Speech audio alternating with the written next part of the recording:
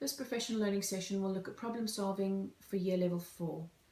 The problem that I have chosen is problem number 2, which is the aliens. This problem looks at two aliens, tripods and bipods.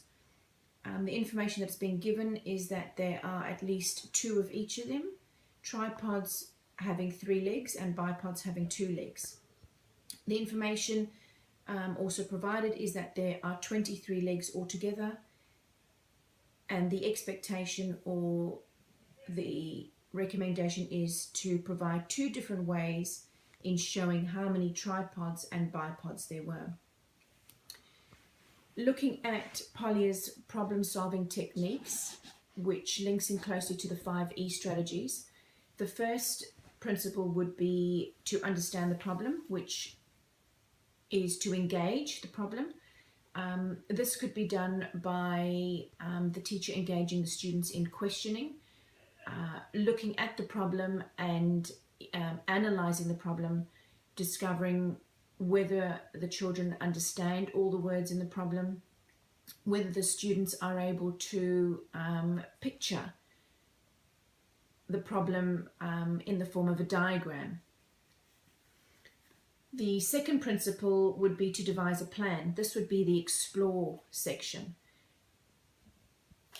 For this section, I have, with the use of a whiteboard, I have detailed the problem, the number of the problem. I have put down the required information, which is to find 2 different answers. I've also clearly labeled the 2 different sections, which is tripods and bipods. I've circled tri and linked it to the number 3, which indicates the 3 legs, as well as the bipods to the 2 legs. I've also included the information given, which was that there were 2 of each in each section. At the bottom, I have indicated that there were a total of 23 legs altogether. I've circled altogether, indicating to the students that that is the total number that needs to be established at the end. I've also indicated how many tripods and how many bipods. Going on to the third principle, which is carrying out the plan, which is the elaborate section. I have used a separate whiteboard, which clearly indicates the 2 different sections. In this section, I have chosen the addition operation.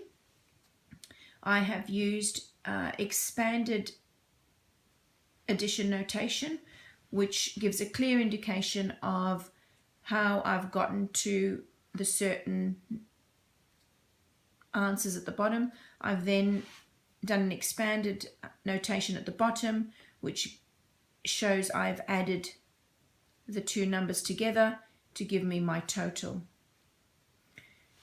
I've used a second whiteboard to show my second answer. This example, I've clearly labeled the two areas. What I've done in this strategy is I have looked at the multiplication operation, which I have used as indicated on the board. I've then used expanded multiplication to show my sum as well as the given answers. I've then gone on to use an addition sum to show how I've added the 2 to then get my final answer of 23. The fourth principle would be looking back or reflection, and this would be the evaluation stage. This is an important stage for students simply so that they are then able to cement and formalize their understanding of the problem. It also allows them to check their answers so that they are then able to link in and implement what they've learned, and show that from their knowledge of problem solving, they are then able to use that to further develop their understanding. Feedback and peer support is another strategy that is vital in mathematics, as maths is a very hands-on subject that allows students to engage and interact with each other. It is important for teachers to encourage cooperative learning so that students are able to bounce ideas and scaffold their knowledge off one another. This is also evident in the use of drawings as well as manipulatives. I hope my session has enabled you to understand and have a clear picture of how I have been able to deliver problem solving for Year 4.